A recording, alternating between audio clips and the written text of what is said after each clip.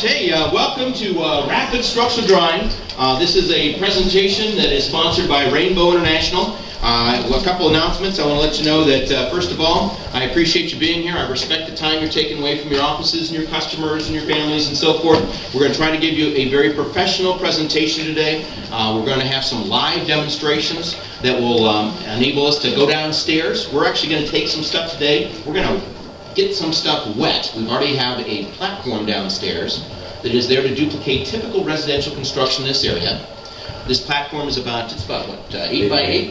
How much water do you think is on that thing already? We probably dumped 50 gallons, but it's not all. Some of it's soaked through, so. Sure.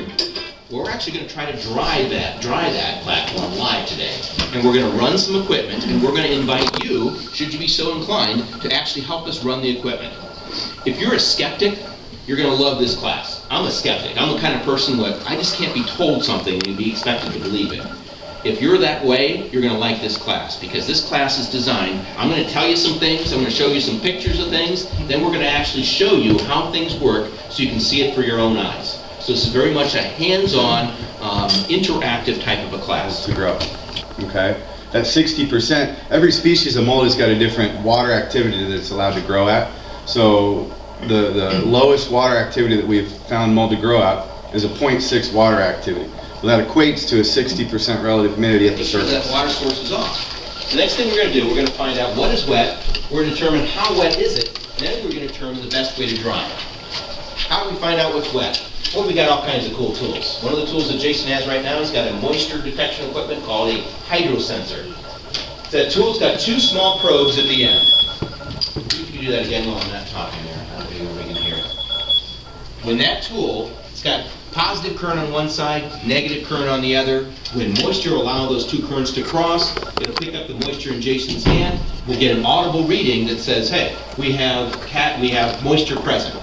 The way we typically use that tool is we go to carpeted home and we just literally place it inside the carpet to find out what is wet. Now that tool, how much you pay for that tool, Jason? $150. Yeah, it's pretty inexpensive by our standards. If a technician showed up and that's the only tool he had, I would throw him off the job, because it's not going to tell me how wet something is. It's going to just tell me that moisture is present. We have more detailed equipment that will tell us about moisture. We have penetrating and non-penetrating moisture meters. Jason's holding a penetrating moisture meter. The penetrating moisture meter is something that we have. It takes a hard reading using two small pin-like probes in the top of the tool. Jason can take this tool, place it in a wooden surface, place it on drywall. He can place it into plaster surfaces, and we'll actually get a readout of the moisture content of that particular structure. Only the tips of the probes measure the moisture content. So I can go right through wet carpet, soaking wet carpet padding, and get an accurate readout of the moisture content of a wooden subfloor below the carpeted surface without ripping things up. How much do you pay for that one, by the way? The meter's $550 and the hammer coat's another $200. Yeah, about $700. So now we have let's say we go to your insured's home and they have beautiful hardwood floors.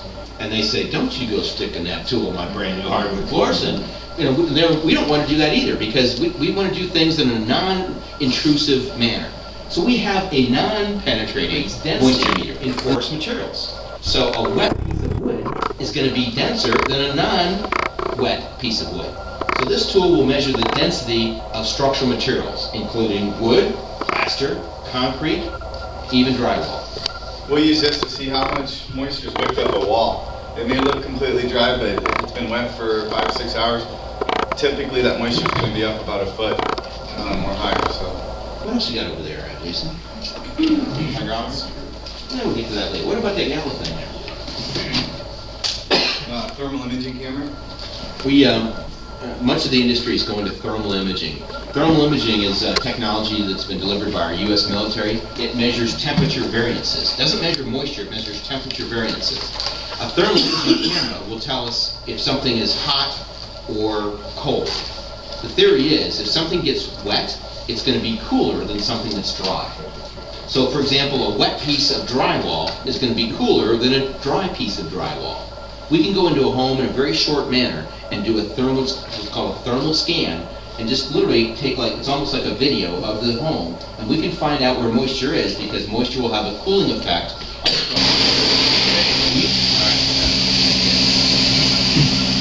Good. So 8 to 10 count. Usually you just get like a system going, kind of maybe you sing a little song or just a system. It's not too bad at all. It goes pretty quickly. Not the most fun tool to use, but none in our business is really. We get to do a lot of really sometimes gross stuff. This gives me a lot of time to reflect. About your career choices? Yeah. We good? Yeah. We're just going to do one corner because this tool takes a long time to use. But according to the manufacturer, 90% of the water that this tool comes into contact with will now be pulled all the way down to that subfloor. This tool is relatively inexpensive. It's about a $600 tool. It comes in a couple different sizes. We've got this is medium size. We've got a small handheld, good for steps, little corners, things like that. We've got a bigger size as well. Padding material, you can see the color difference there. If I pull this thing up, there's no more water down on the platform anymore. Now I'm going to do the pad test here. I'm going to roll this thing up. Okay, I can get a little bit of water out of it, but 90% of the water is now gone. Is there dampness still left in this carpet and the subfloor? Yes, there is. But we have 3 more principles of drying to go yet to get rid of that moisture. The first principle is removing the excess moisture first. Alright, we're going to put this thing down, get some more water. Clayton, I'm going to need your card, and if the insurance industry doesn't work out for you, I think you have a good opportunity here. Joel will work on it. Thanks. Thank you. Very good, alright. Put that down. Alright. Here comes the underdog. Oh, here you go. The last tool we're going to demonstrate is called a Hydro Extreme Extractor. It's known as the state-of-the-art in the restoration industry. Hey Jason, how much you pay for this one? $2,700. I actually paid about $35. It's a little bit more than that. I wonder your wife handles the place. All right. All right. You would? Okay. Now, what you're going to do, stand on them. You have to stand right up on it. Yeah, okay. Now, got a forward. No, I think it's backward reverse. Hey, let us know. Stand here. Okay, we always put a helmet on duty. Somebody else. Nicole, when you're ready to go, pull up on this left-hand switch. And you're going to go flying across. I'll stand back.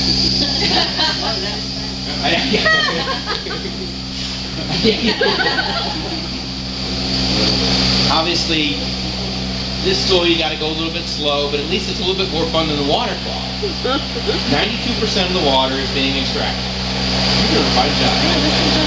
So right now you're thinking maybe I can get that hardly out of so you're a little bit early, stepping a little flowing in your, in your head. When you're ready, pull off the trigger. Pick it up with the top. And go. That's there. The weight of the operator really doesn't make a big difference. The machine really does the work. The story I was told is the guy that invented this thing was out of Indianapolis. He went through about like 100 different types of perforations as far as the roller goes. And he finally invented this thing. It came out really nicely. He sold it to a major manufacturer. He's probably down in the Bahamas right now laughing quite exuberantly. Now, we can tell by the color of the padding again that the wood side is the wet side. If he pulls that up, you can see that the moisture has been pulled out all the way down to the subfloor. You can get a couple drips out of there, but not a whole heck of a lot. 92% of the moisture has been pulled out. The first principle of drying is extraction. We need to pull the moisture off the surface first to expedite the other rates of evaporation.